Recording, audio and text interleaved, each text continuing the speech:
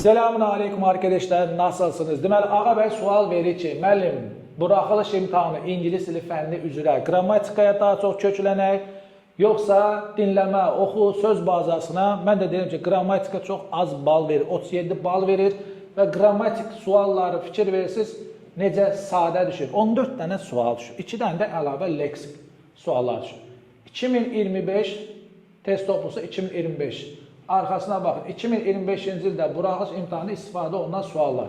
Gəl Ağa bəy, mən sənə sübut edirəm ki, qrammatik suallar necə sadə düşür. 10-cu suala baxaq müəllim məsələn. Baxaq, məsələn, bax cavan oğlan.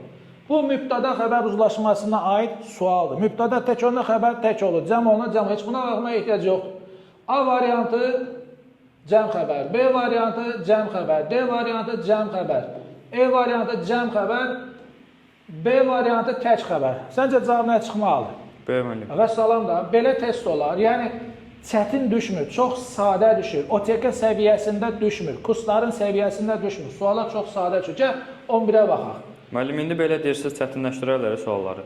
Baxın, reading, listening, essay olan yerdə qrammatik suallar çətinləşməyəcək, daha da sadələşəcək. Hətta mən burada iddia edirəm ki, vaxt gələcək, ümumiyyətlə qrammatik suallar olmayacaq.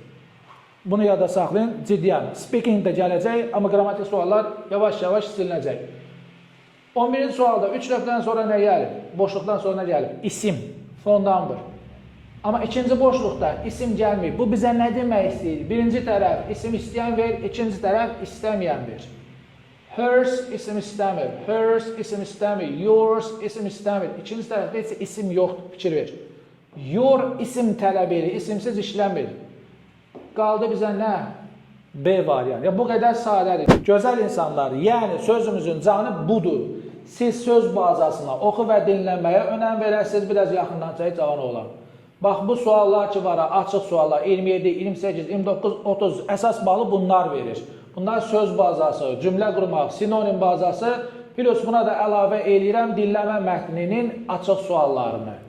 4, 5, 6 da yuxarıdadır. Açıq suallar ən çox balı sizə bunlar verəcək. Ona görə odaqlanın, fikrinizi cəmləndirin söz bazasına.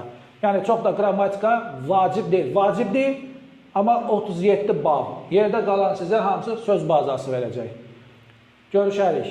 Müəllimin onlayn dərslərinə qoşulmaq üçün 055 597 0151 nömrəsi ilə əlaqə saxlaya bilərsiniz.